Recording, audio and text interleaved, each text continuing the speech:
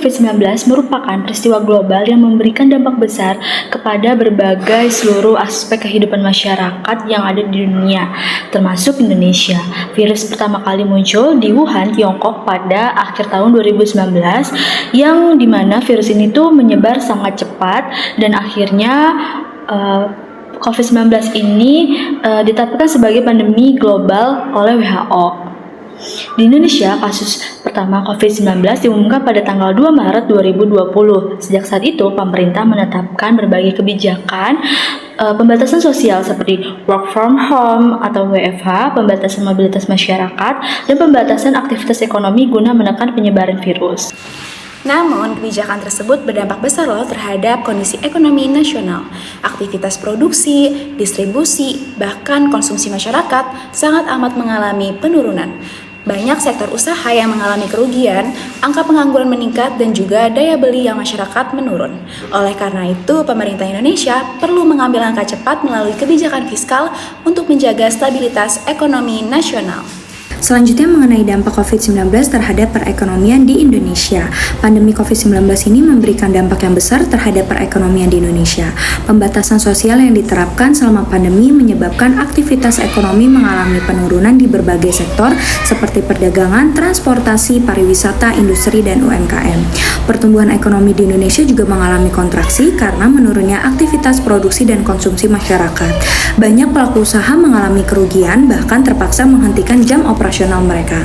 Selain itu juga, pandemi juga berdampak pada sektor ketenagakerjaan, di mana banyak perusahaan melakukan pengurangan jam kerja hingga PHK akibat menurunnya pendapatan perusahaan. Nah, kondisi tersebut menyebabkan angka pengangguran dan kemiskinan meningkat selama masa pandemi. Pandemi juga menyebabkan konsumsi rumah tangga menurun, karena masyarakat itu lebih mengutamakan kebutuhan pokok di tengah ketidakpastian ekonomi. Padahal konsumsi rumah tangga sendiri merupakan salah satu faktor utama dalam pertumbuhan ekonomi di Indonesia. Program Pemulihan Ekonomi Nasional atau PEN. Dalam menghadapi dampak ekonomi akibat pandemi COVID-19, pemerintah Indonesia meluncurkan Program Pemulihan Ekonomi Nasional atau PEN. Program ini menjadi strategi utama pemerintah untuk menjaga stabilitas ekonomi nasional. Program PEN juga difokuskan pada beberapa sektor penting seperti kesehatan, perlindungan sosial, dukungan UMKM, serta bantuan bagi dunia usaha. Pemerintah juga mengalokasikan anggaran besar untuk pengadaan vaksin, fasilitas kesehatan, intensif tenaga kesehatan, serta bantuan pembiayaan bagi UMKM dan dunia usaha. Melalui program ini, pemerintah berupaya menjaga daya beli masyarakat dan memastikan aktivitas ekonomi tetap berjalan selama masa pandemi COVID-19. Selanjutnya ada bantuan sosial untuk masyarakat. Selain program PEN, pemerintah juga memberikan berbagai bantuan sosial kepada masyarakat yang terdampak pandemi. Bantuan tersebut seperti BLT, PKH, atau sembako, subsidi listrik, serta bantuan bagi pelaku UMKM. Tujuan dari bantuan sosial ini adalah membantu masyarakat memenuhi kebutuhan dasar di tengah kondisi ekonomi yang sangat sulit.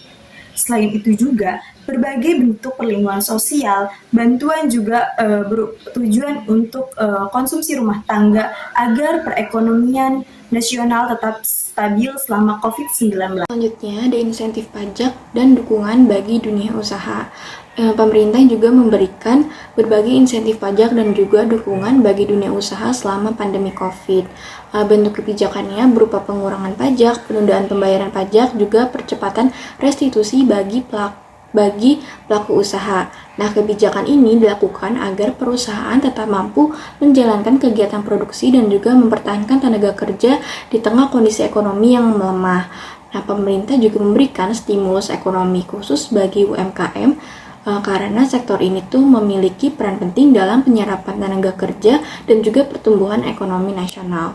Selanjutnya ada anggaran penanganan kesehatan. Selain sektor ekonomi, pemerintah juga memprioritaskan kebijakan fiskal ini pada sektor kesehatan.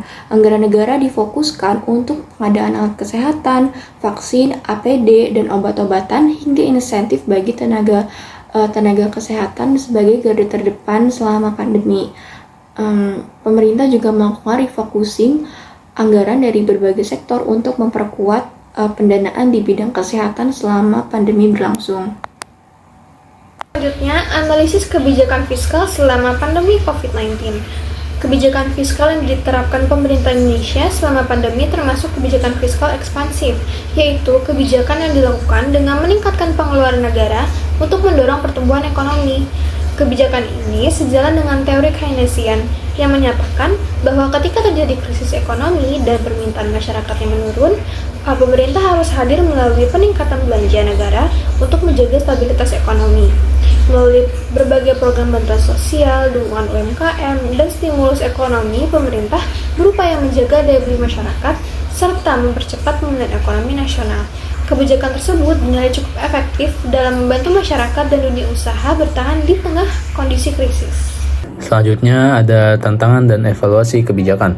Kebijakan fiskal selama pandemi COVID-19 menghadapi tantangan besar dalam distribusi bantuan sosial akibat keterbatasan data, lemahnya integrasi antar lembaga, dan infrastruktur distribusi yang belum merata.